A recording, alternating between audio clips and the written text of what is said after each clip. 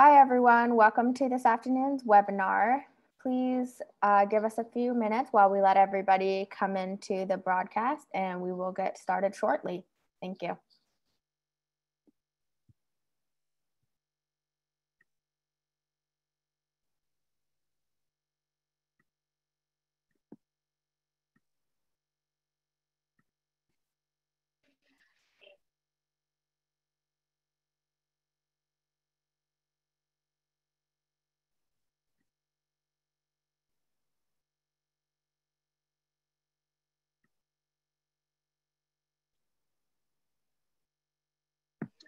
It looks like we have some participants joining us, so we'll go ahead and welcome you guys. As you see, there's a poll on the screen. We're excited to hear from you and learn about how familiar you are with the science of reading. Wow, we've got a lot of answers coming in very quickly. Absolutely, absolutely. All right, we've got people all over with their familiarity with the science of reading. Welcome, everyone. Thanks so much for joining us. We've got someone from New Zealand here, I see. Yep. People, nice. Please feel free to add your name to the chat, where you're from. We love to see who's joining us, and different time zones from all over the world. I'm impressed. Yeah, absolutely. It's always exciting to have a large group.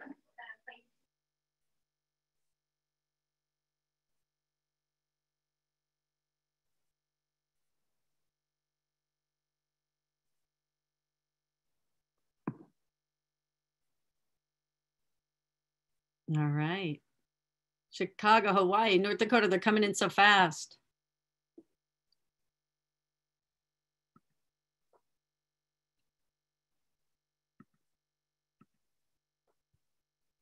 Okay.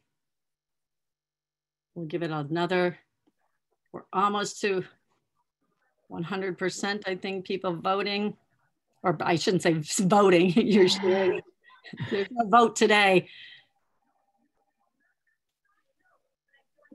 Well, I think we should go ahead and get started. Keep sharing in the chat where you're from as you're joining. And it looks like we have a lot of teachers, a lot of coaches and specialists joining us today, but we want to welcome everyone. I love that we have a caregiver on the call today. And so actually, we'll go ahead and get started. So Karen, if you want to kick us off, I'll go ahead and right here. All right. Welcome, everyone. Well, and we hope you're all here today for the Science of Reading and Amplify CKLA. Absolutely. And so I'm Karen Venditti, and I am a CKLA product specialist. I also work with our other literacy products at Amplify. I've been doing that for about 6.5 years. I was elementary teacher, middle school teacher, reading recovery, lots of background in that. But I'll tell you what the best things about my current job is that I have gotten into classrooms to see CKLA in action with wonderful teachers. And that's how I met Meagan. And Meagan, tell them your story. Absolutely. So my name's Meagan. I am from South Louisiana, and I am actually a former CKLA teacher. And so my journey with learning about the science of reading actually came from implementing Amplify CKLA. So I kind of had that backwards approach to really understanding what the science of reading looked like when being put into action, but I didn't even know it was the science of reading when implementing CKLA. And then I've had the pleasure of working with our professional learning specialists like Karen. And now I work for Amplify as a literacy curriculum specialist. And so Karen and I really are so passionate about the science of reading, empowering educators to really understand what research tells us is best for kids, and also get to share that, have this opportunity to share that with you through introducing you to Amplify CKLA. And so we'll get started with our goals. And so today we're really just focused on that latest reading research in the science of reading. We're going to talk about that and show it in action with our foundational skills strand, and we're also going to look at knowledge building. Then we're going to take some questions and answers at the end. If you have questions, though, feel free to use the Q&A button at the bottom of your screen and ask those questions as we go. We're excited to hear from you throughout. If you want to, we'd love for you to keep in mind a couple of things to focus on, because we'd love to hear from you at the end, even if you don't have some questions. But was something that was really useful that you've heard today, something we may have confirmed in your understanding of the science of reading, something that can help you, or an aha? We'd love to hear an aha. We'd love to know what people are learning. So keep that in mind as we go through today. And I think we did our poll question. We did our poll question at the beginning, and it was exciting to see that everyone's kind of at a different point. And so we'll actually, and if you haven't answered the poll, you can go ahead and answer. If you want to answer again, great. We want to hear from everyone again. That's right. And actually, we'll share the results with everyone. We actually shared, I think maybe we mixed up polls, which is okay in today's world. I feel like there's a lot more grace given when it comes to technology mishaps. Exactly. But we'll go ahead and look at this, and we can see most people are pretty familiar, but they're eager to add to their knowledge base. And so thank you for joining to do that. So let's start with adding that knowledge base. And some of you may be familiar with the NAEP data, the National Association of Educational Progress, our reading proficiency data, going back for a few decades now. If you're not familiar with this, and you can quickly look at it and see that we haven't been doing too much across the board. Our students haven't been improving in that area. If we really looked at the various learning levels of students and some of the demographics, we would see that the gaps are even widening, and we don't want that to continue. And so today what we're really thinking about is what could happen if we looked at all that research and implemented practices that are going to change that trajectory for our kids.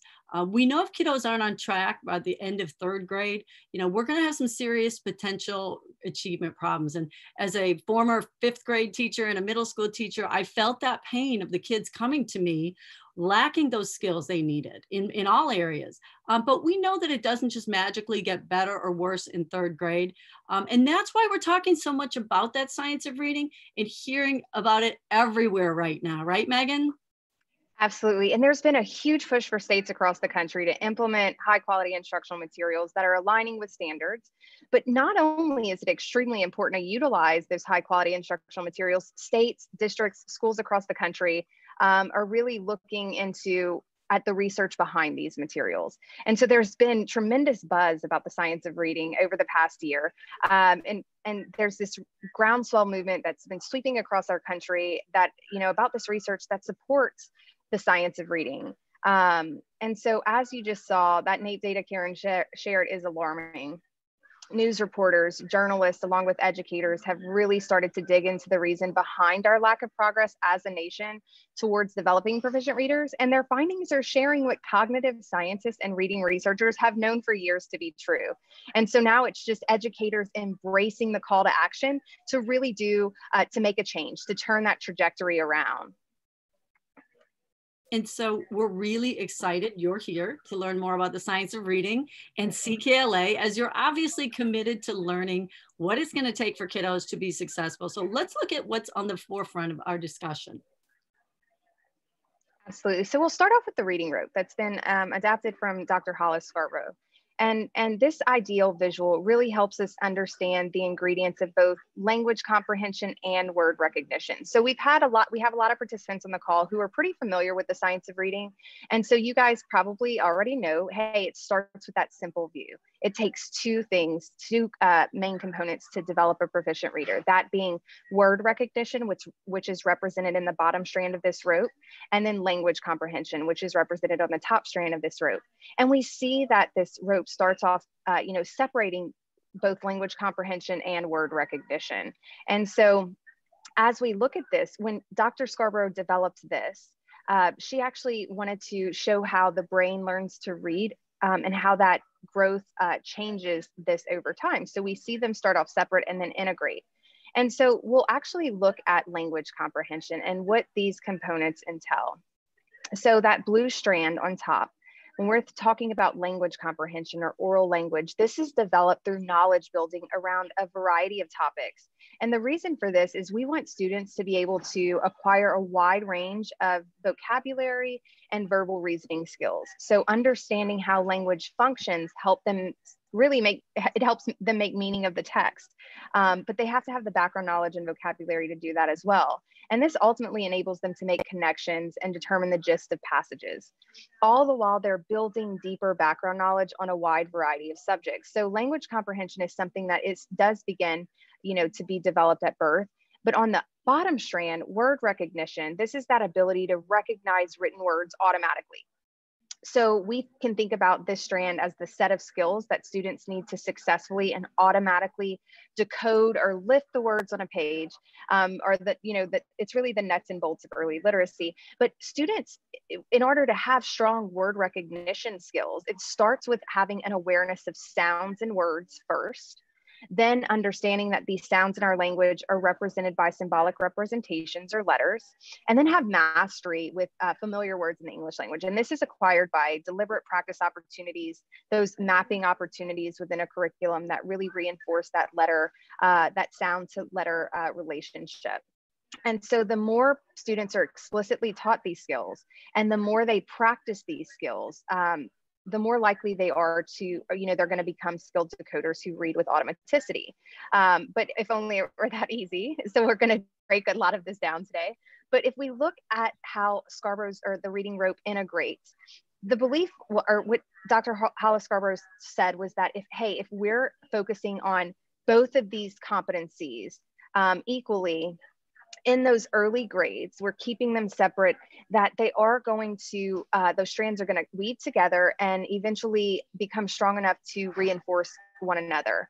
And so we can see that in those reading to learn years, it's important to integrate both knowledge and all of those language competencies, language comprehension competencies, and word recognition skills. But obviously those are going to become more complex. And it really just takes starting out with focusing on both from day one, and then integrating that content through third through fifth grade.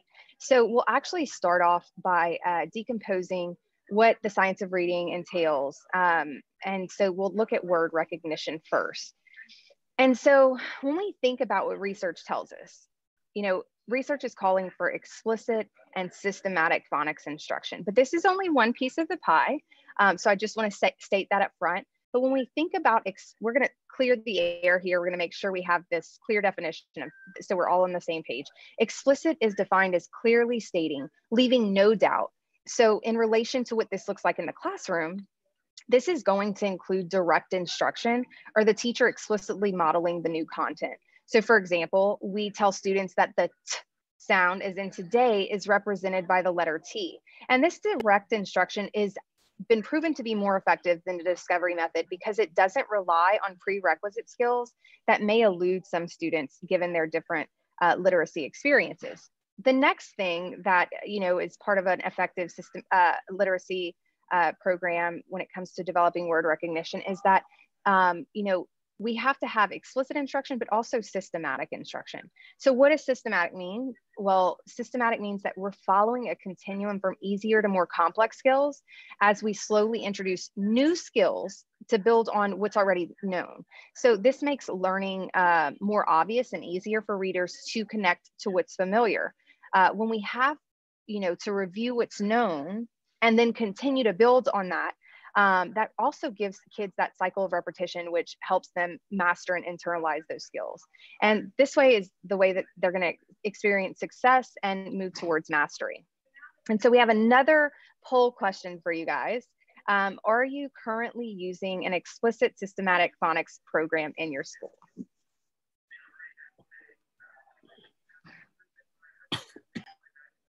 Here we go.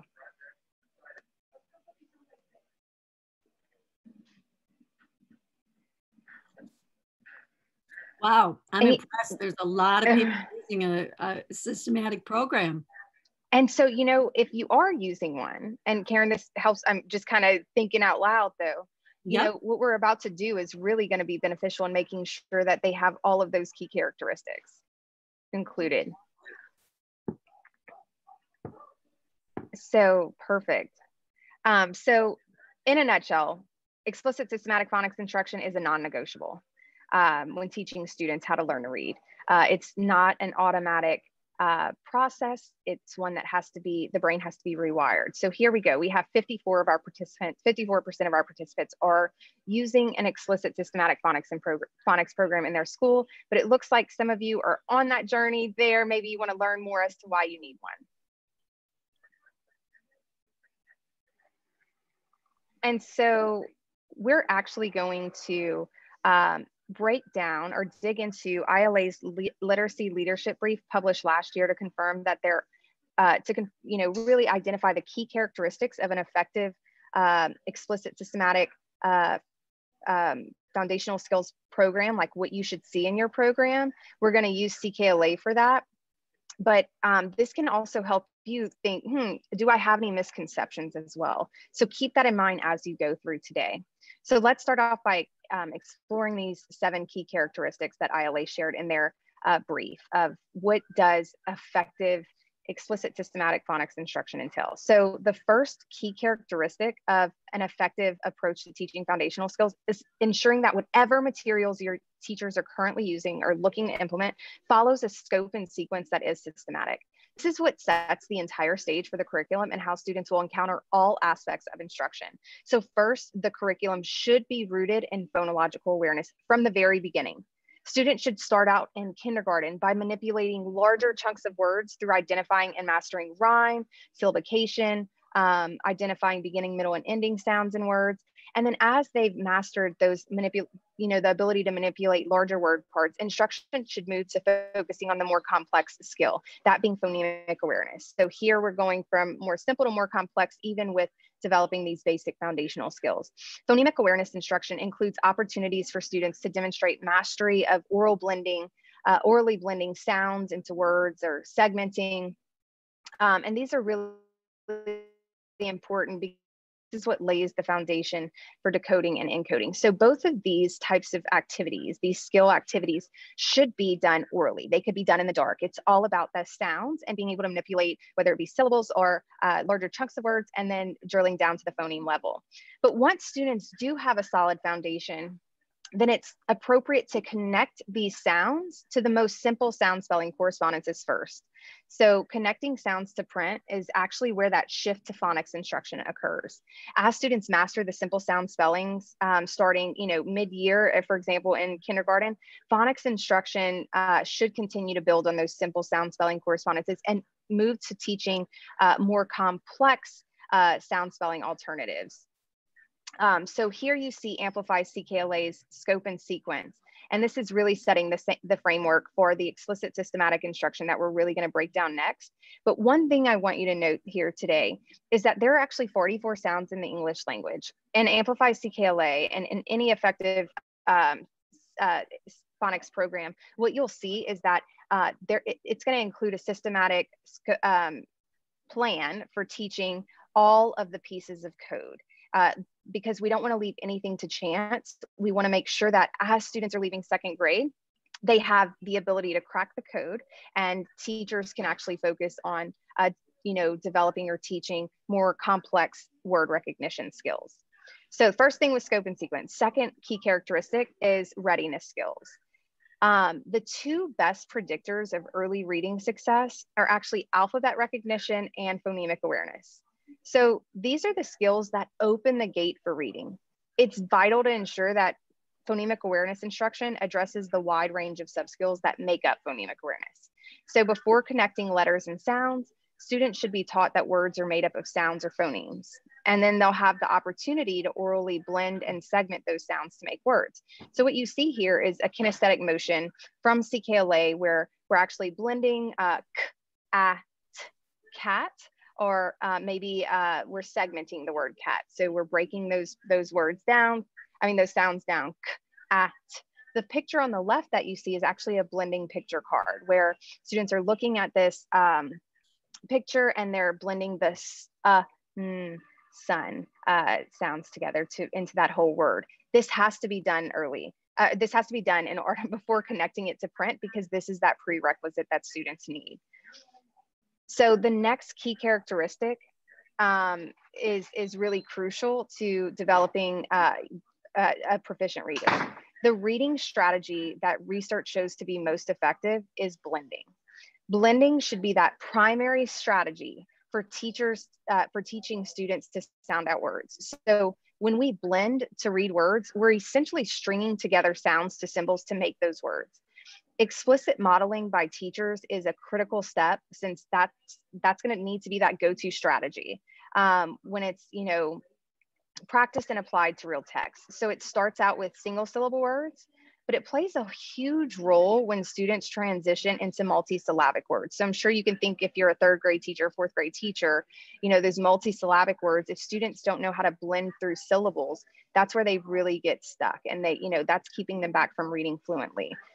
And so when we know that if students are struggling with the blending of sounds, their transition to connecting sounds to decode words is really going to be a big problem. So ensuring that that phonemic awareness piece is in place is vital. But a core curriculum program should include blending activities that are fun and use multimodal activities. So like going back to those kinesthetic motions. Also, you'll see in this video, this little girl is actually, you can see her blending the word k, a, t, and she's talking about how she couldn't do that before Amplify CKLA, and she's so proud of herself. So that is going to be that go-to strategy. The next key characteristic identified in ILA's brief is word awareness. So word building increases students' ability to manipulate individual sounds flexibly and fully analyze words for their component sounds and spellings. So when we think about word awareness, what this entails is adding, substituting, or deleting individual phonemes that students have already learned. And this is helping them build those pathways in the brain that are going to be essential for mapping sounds to letters, so that decoding and encoding can become an automatic process. So what you see here in this video and on this slide is actually chaining activities from CKLA. So on the right, you see students participating or playing with large letter chaining cards. And yes, I said playing because as a former CKLA teacher, I can attest to this. Phonics instruction can be so much fun because students are actually doing themselves. She's turning the word man into main, and she says alakazam. And so students actually don't even realize that they're actually learning in that process. The next thing on the left are actually our chaining folders, where students work on developing word awareness in kindergarten, and they further that in first and second grade as well. But things like changing at to that, really reinforcing their code knowledge. Other fun activities that, you know, that we think about that are going to tie together word awareness and associating sounds to letter is dictation. We want to make sure that those same correspondences will actually transfer into writing.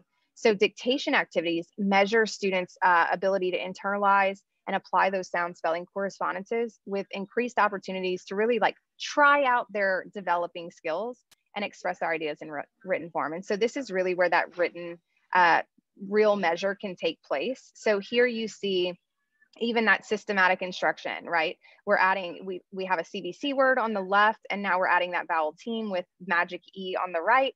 And so even that progression you can see there. Other things like, you know, are your spelling list including words like the, you know, words that have been previously taught. And this is, like I said, where that real measure can take place. And so both decoding, teaching decoding and encoding in tandem is key, because these are going to be those skills that underlie in parallel reading and writing. And that's really our ultimate goal. The panel in the ILA brief also stressed the importance of including high frequency words. And so in your program, so we know as educators, all, you know, those high frequency words have to be mastered. Students can't get hung up on those because it's really going to result in them not being reading fluently. But when we think about high frequency words, they shouldn't just be flashed on cards. They should actually be practiced in text and in multiple reading activities. But more importantly, when we think about irregular high frequency words, that's where that explicit instruction is vital. So, you know, many of the sound spellings in irregular high frequency words are actually decodable. So the way that you would teach this is identifying those sounds that are decodable, and then drawing attention or awareness to the sounds that or the irregular spellings. And so in CKLA, we actually call these tricky words. So you see in this picture reader here on the left, this is that application piece in kindergarten for bringing those all together, for practicing and applying those newly learned tricky words or high frequency words. The next key characteristic is huge, and it's the last one we'll visit before we move on to knowledge, but it's something that's truly the difference maker in students' confidence and self-efficacy.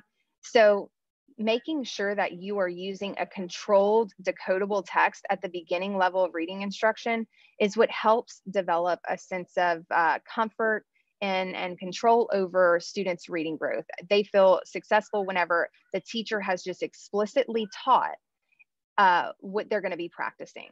And so this is where they get to apply everything they've learned and show off everything that they've learned and apply it to build fluency and really ultimately pulling all of those decoding skills together. So by providing students with on-level connected text, that key factor of effective systematic phonics instruction, we're giving them an opportunity to apply these skills instead of relying on unreliable strategies. So this is a huge component of the science of reading. When we're asking students to apply everything they're learning, they've learned we shouldn't be handing them a text that doesn't provide that deliberate practice opportunity, because we want them to feel successful, and we don't want them to go back to resorting to guessing or looking at the picture, looking at the first letter and guessing, because those are unreliable strategies. And so if you want to learn more about this and you haven't heard Emily Hanford's podcast, Hard Words, Why Kids Aren't Learning to Read, as she really dives deep into this topic and talks about how that practice can actually be really counterproductive. So in summary, we've shared a lot of information about effective phonological awareness in phonics instruction, but it's no surprise that researchers found that the biggest problem with phonics implementation is that, unbalanced approach or haphazard implementation methods found in so many programs. So today you got to see examples from Amplify CKLA and how we put that into action, but you're also getting to walk away with a checklist of what to look for if you aren't using Amplify CKLA, or maybe you're evaluating a program, or you know that your school or district's going to be looking to adopt a new program in the future. This is just an easy checklist to look for these key characteristics. But this is only one piece of the pie. As we discussed in the beginning, in order to become a proficient reader, yes, you have to have word recognition, and we just really dove deeply into that. But the ILA brief, and that ILA brief gave us some great look-fors. But that other equally as important component is language comprehension. And so Karen's going to take it away from here and actually dive into language comprehension. All right. So are you seeing my screen?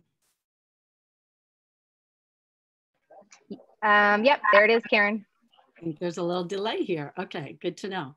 All right, so thanks, Megan. We're going to now look at ways to build language comprehension for our kiddos in grades K to 5 during core instruction. And so background knowledge is as critical to comprehension as decoding skills, and as Megan just shared with you. And so let's think about what's been happening. For decades, we've tried to teach comprehension as this set of skills that, find that main idea, make predictions. We've done that by selecting text that lends to that specific skill. But what research has really shown is that these skills don't necessarily transfer if students don't have that background knowledge or the vocabulary necessary to make meaning of the text that they're reading. And so that NAEP data that we looked at earlier is really kind of a clear indicator that the approach hasn't really been working. And I'm sure that many of you can think about a kiddo who seemed to understand a strategy when you taught it for a week and then assessed it, and then you get to that state assessment and the skill doesn't transfer. And so language comprehension or oral language actually starts at birth through everyday experiences and those simple conversations we have, with young kids. But in order to develop that in the early grades, kids have to have that intentional experience of it. And so we need to develop background knowledge and vocabulary around a range of topics. And we really have to start at the earliest grade possible. We want to expose students to an assortment of engaging topics, thinking about across knowledge domains with embedded academic and domain vocabulary that connects. And this emphasis is going to naturally provide models that focus on those advanced sentence structures and interconnectedness so that students can really differentiate between what the author is saying, what's actually written on the page. So they'll be able to understand that overall meaning, get the gist.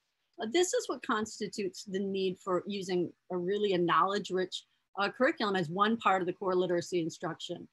And so poll question again, are you using a knowledge-rich curriculum? Let's hear from our folks. Are you using a knowledge-rich curriculum?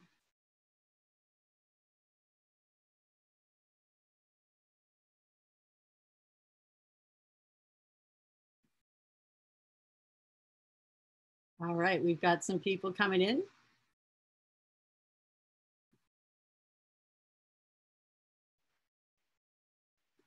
Lots of people are.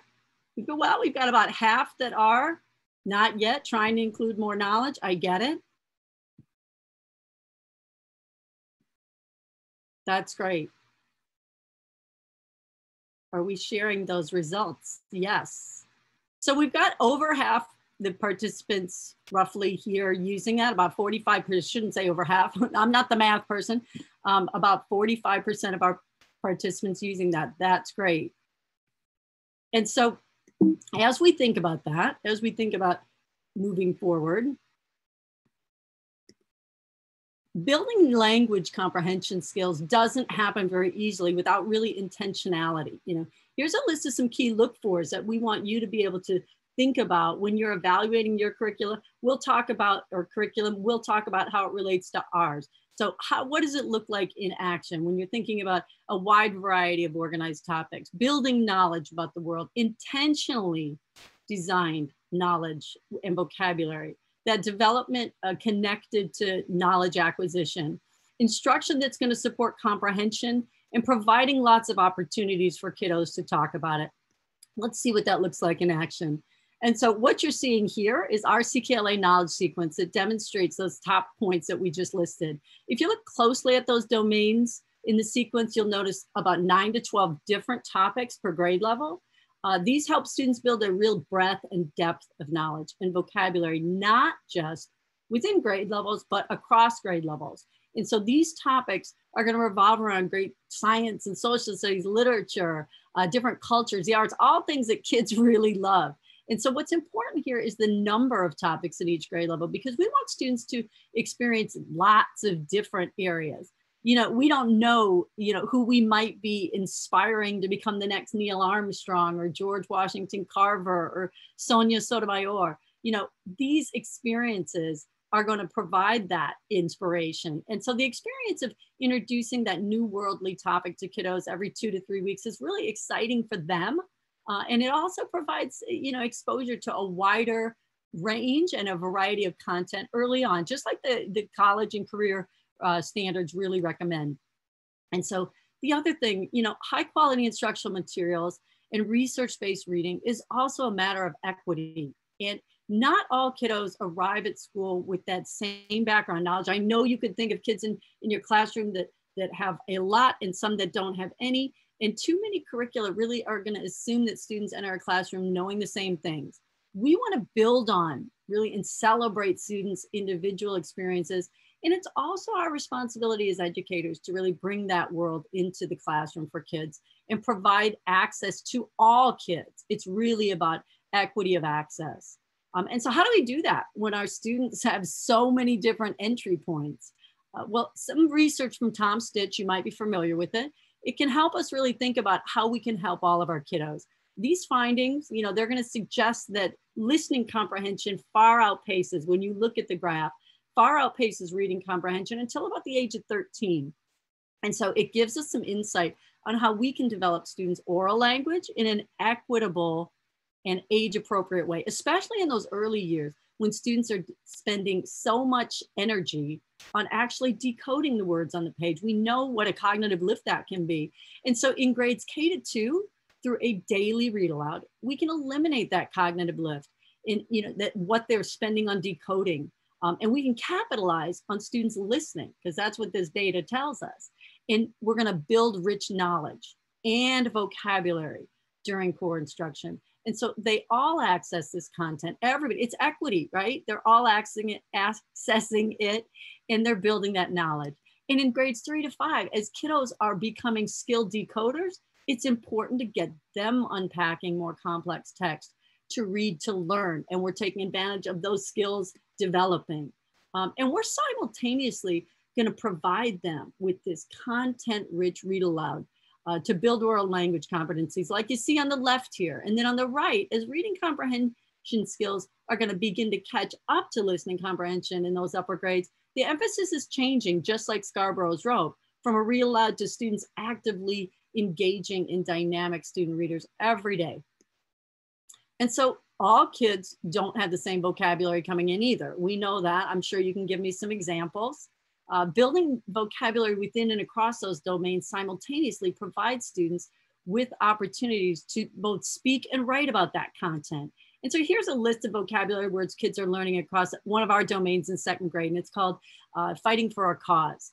Prior to this time, our kiddos were using some of the vocabulary in other domains, like important people in American history or presidents or a new nation. And later on, they're going to be able to apply these terms to early explorations of North America, the American Revolution. As kids internalize these words from early grades, the words move from their receptive vocabularies to their expressive ones. And that's where the listening and the speaking comes in.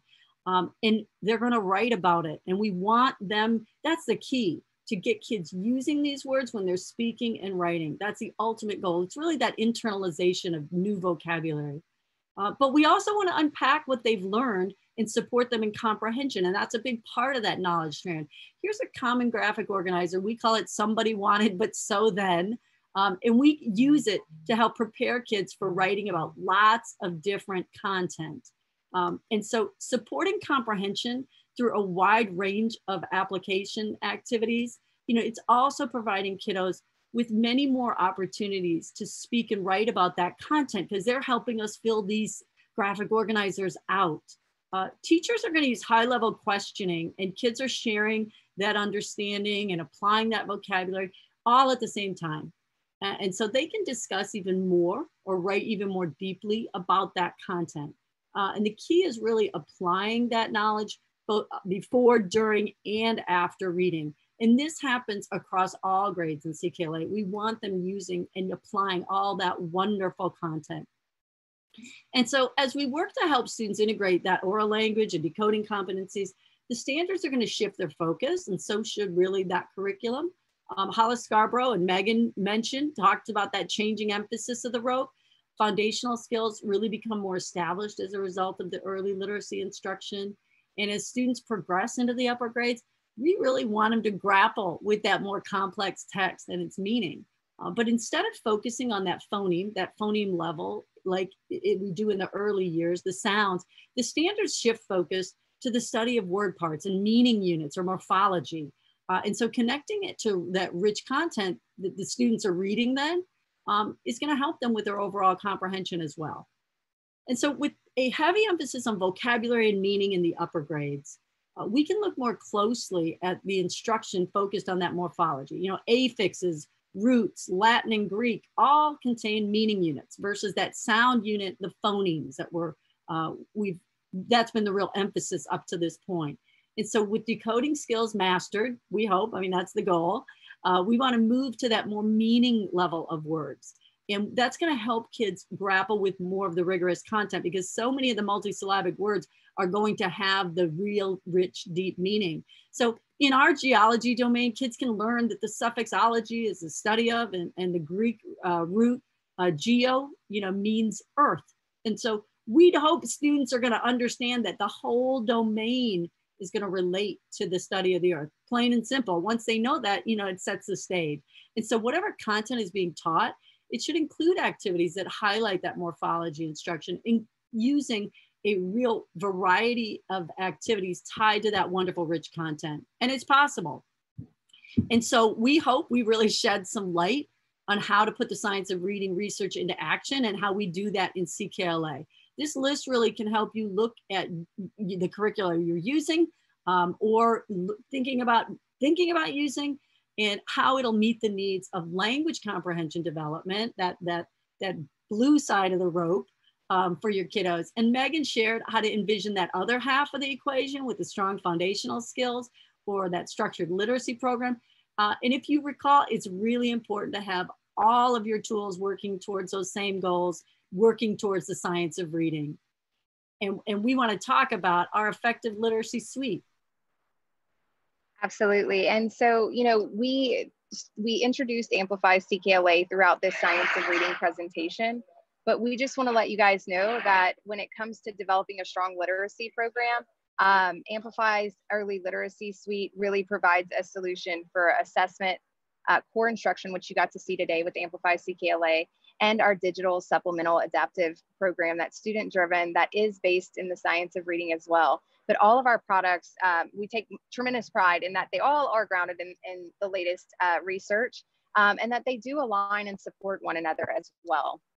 And so we actually want to leave you guys with something today. We want to give you a taste of CKLA's explicit systematic instruction through our, giving you the access to our CKLA Foundational Skills Boost website. So you guys can use this now alongside whatever you're currently doing to close the COVID learning loss gap. So it includes student self-directed skills instruction for grades 1 through 3. So the last 9 weeks of CKLA instruction from the previous grade level is what your kids will encounter. And that you'll also get to see what those what that direct instruction looks like through those videos, and then what that application piece looks like. And so we encourage you to definitely explore this. Yeah, and I think it's a great taste of what CKLA, the potential is, just to see it in action and what a remote environment might look like as well. You're so right, Karen. And then also something we're really excited about, I mentioned Amplify Reading as our digital adaptive student-driven practice program.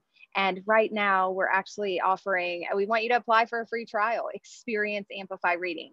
And this kind of goes into, we did have a question in the Q&A, Karen, that asked if we were gonna address the reading intervention portions of Amplify. And the short answer to that is no, we're not. But in Amplify Reading, there are actually instructional activities that are provided to the teacher that are really targeted based off a student's performance in the program that could be used in those, as intervention activities.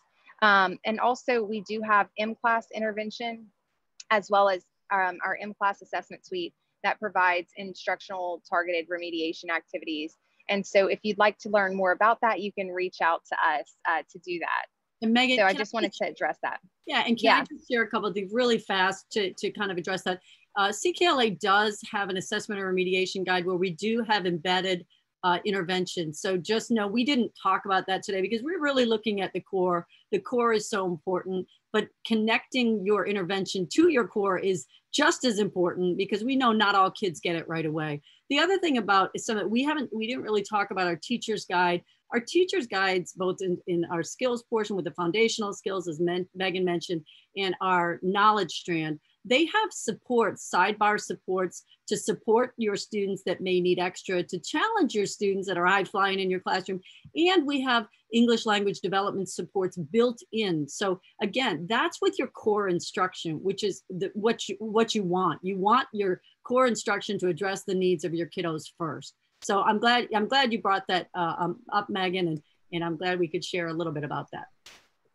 Yeah, thanks for adding on to that, Karen, because it is key that it should align to your core instruction, but also in thinking about the purpose of this webinar and looking at, when we think about intervention, making sure we have a strong core instruction program in place to really prevent that. Exactly. And so we've got a lot of resources we'd love to share with you if you want to learn more. Some of you are probably here because you've heard our wonderful Susan Lambert and her Science of Reading podcast. Every time I listen, I just can't, they come up with new people that have these wonderful things to share. I can't get enough of our podcast. And so I hope you're learning more from that. And if you haven't subscribed to it, please do. We'd love to have you join. And there are discussion guides that go along with that if you're looking for professional learning opportunities to share within your districts or schools as you're looking to change your curriculum. And then we also want to invite you to explore Amplify's Literacy Hub to access additional science of reading materials to support that shift to science-based reading instruction, especially in this time of uncertainty. So here you'll find ready-to-go resources that help you engage with equity, remote learning, assessment, and many other important topics. So just another great resource for you to utilize. And we'd also love for you, and I bet some of you are already members of our Science of Reading, the community Facebook group. We'd love for you to join that too. And that's really all about the science of reading. And it's not always about products. It's about just learning more and sharing that research. And so we'd love to have you join with us. And also, if you want to learn more about Amplify CKLA, our core instruction program that really puts the science of reading into action, it meets all of the key characteristics we defined today. You can visit amplify.com/CKLA. And we'd be more than happy to set up a further presentation with you guys and really dive in a little deeper. Definitely, we'd love to do that. And now we'd love to take some questions if you have them. If you put them in the Q&A, maybe Matt again. The other thing is I want you to think about what I asked you to do at the beginning with the agenda when I said, you know, keep in mind an aha. We'd love to hear from you in the chat. Some things that really jumped out at you, just some overall aha moments, anything that you want to share with us. We'd love to hear from you. And we thank you so much. For those people that may be jumping off now, we thank you so much for coming today. We really appreciate you giving up your time. We know how valuable it is, and we know how it's not always easy to get on another Zoom call. So, so we really feel blessed that you shared your time with us today. Yeah, and Karen, we did have some questions come in the Q&A. And so instead of typing them in, I think these are really important questions. So one from Len says, does the core instruction include small reading groups?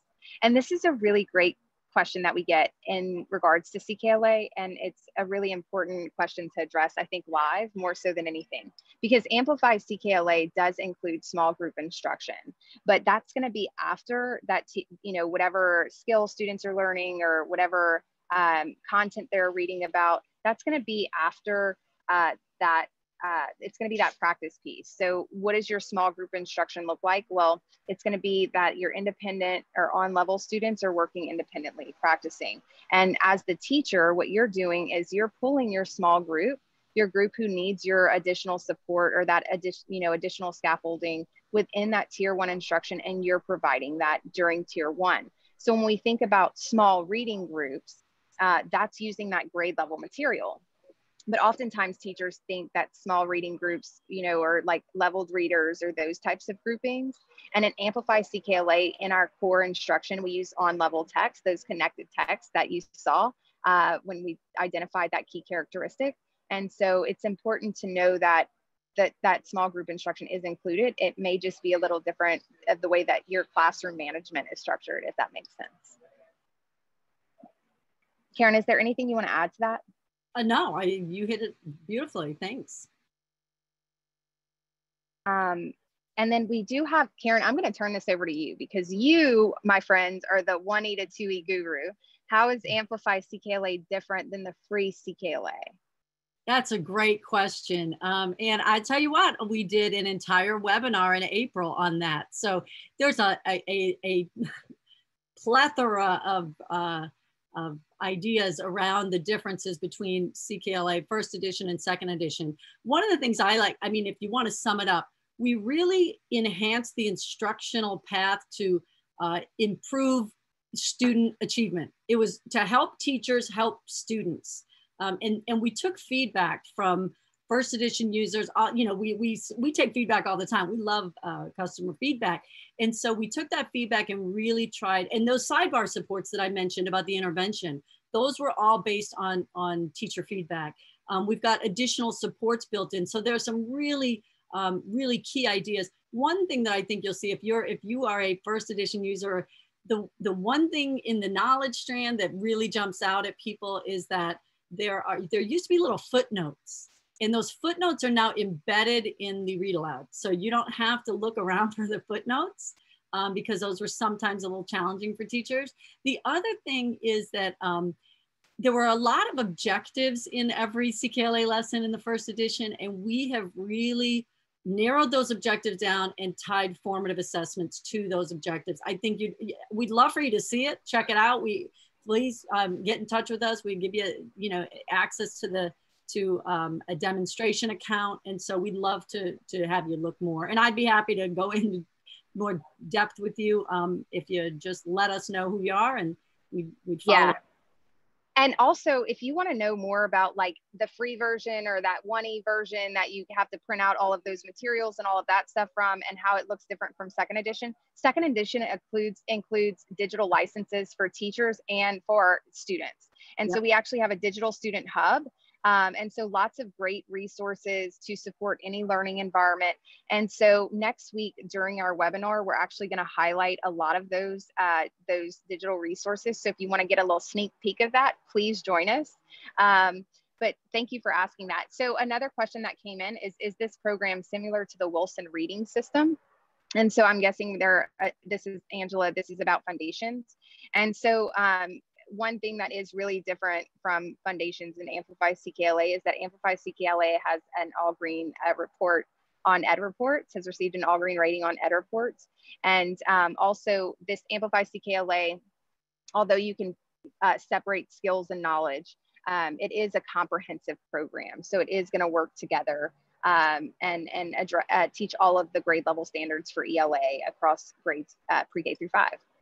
And let me add, yeah, absolutely. This is why we have 2 people on the call, because I never would have remembered the digital pieces that go with our second edition. That's such a huge enhancement from first edition. But about the Wilson, the other thing that I've had actually CKLA users who have used foundations and skills and talk to me about it, in terms of their implementation. And they found that the foundations program was probably more of a remedial program.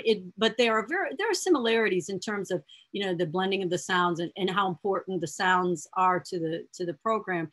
But CKLA Skills is definitely for all of your kiddos and not a remedial program. It's a core curriculum, as Megan mentioned. So I think that's one thing. But so yeah, thanks for asking that. Karen, I'm going to ask you one more question. Does Words Their Way program of word study align with the science of reading?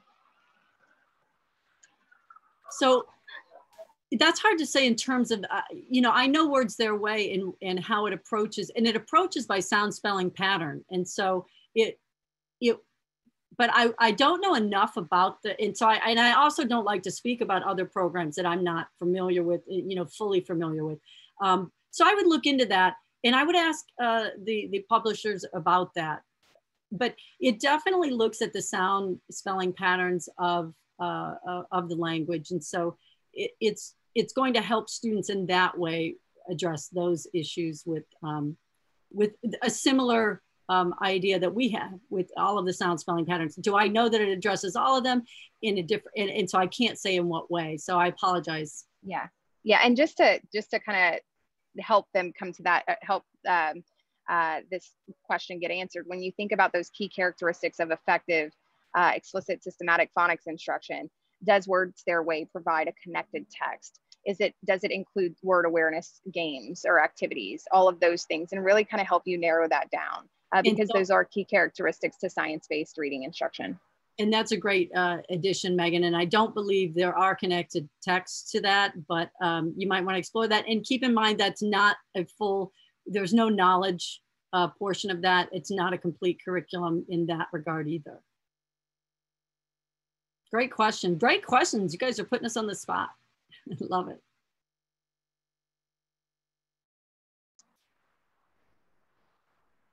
Somebody asked about writing too. I see that. Writing is embedded. So we didn't hit on everything in depth for our 45-minute presentation, but we'd love to share more in both knowledge and skills. I mean, you heard Megan talk about the program and the connected text, and we're going to write about that. We're going to get kids writing, and we're also going to get them writing about the domains of knowledge. Really wonderful writing we see from kiddos with that knowledge they're learning.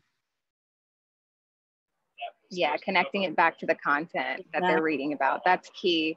Also looking at how you're developing encoding skills and making sure you're using that research-based approach to teaching foundational skills is also key. Other questions coming in?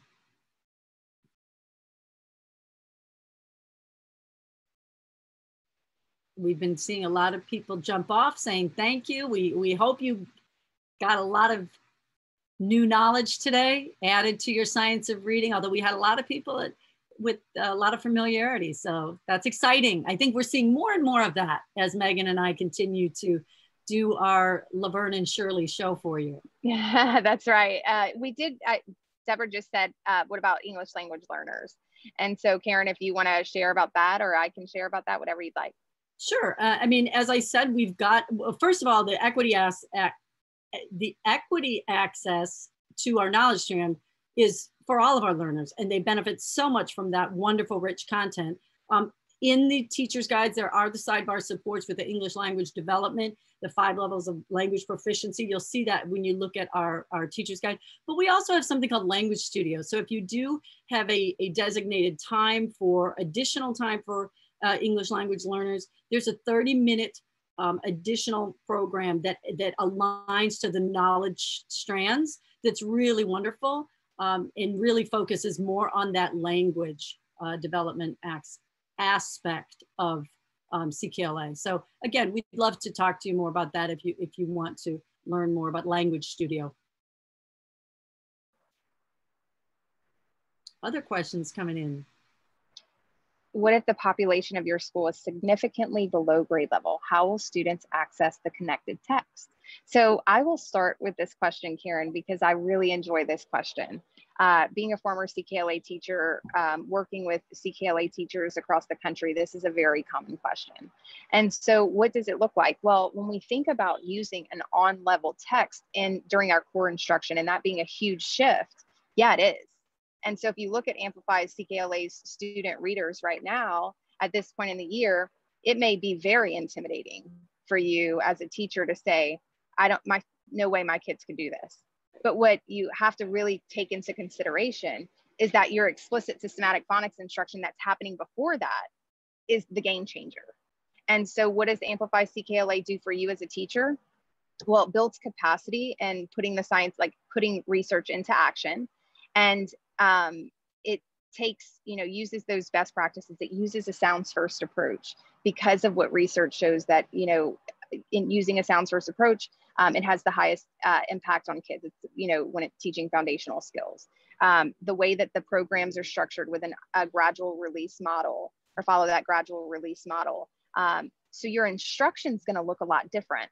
And so that really starts to turn that triangle around, that RTI triangle around, because of the direct instruction and putting that science-based, those science-based practices into action. And so I was nervous about it as a CKLA teacher, but to my surprise, my students felt so successful because I was setting them up for success. I wasn't asking them to apply strategies that were unreliable. And also, I was empowering them by helping them crack the code through CKLA. Yep. Anything to add on that? No, I just want to say you'd be surprised. Kids rise to the occasion with the instructional path. It's wonderful, and Megan hit every point perfectly. Well, it looks like, thank you so much, Karen. And it looks like we are at time. We so appreciate you joining today and staying with us through this hour. Be in touch. Let us know if we can help give you guys any further information. Join us next Wednesday, I think it is. Next Wednesday. I think it's the same time, where we're actually going to dive into a day in the life of a CKLA student and look at all of the second edition materials. So we invite you to join. And we might have a special guest. We're not quite sure, but we might. Working on it, Karen. We're working on it. That's right.